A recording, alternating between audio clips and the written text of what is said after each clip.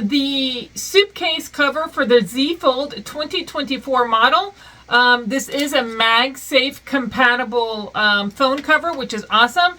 It is very nice and rugged, heavy duty. So you can see it does have the raised edges to protect your phone in the case of drops. It also has an S Pen holder. So if you have an S Pen, you can slide that in there and it snaps in place, so you have access to your S Pen, as you can see there. Let's go ahead and put the case on the phone and let you see what it looks like.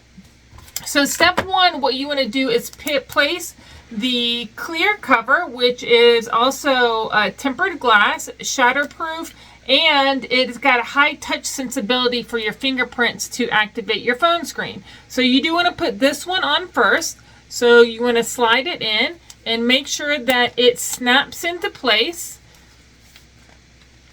So you want to push on all the four corners, being careful, of course, not to crack the screen. Once that's on, you're going to put the back on the phone.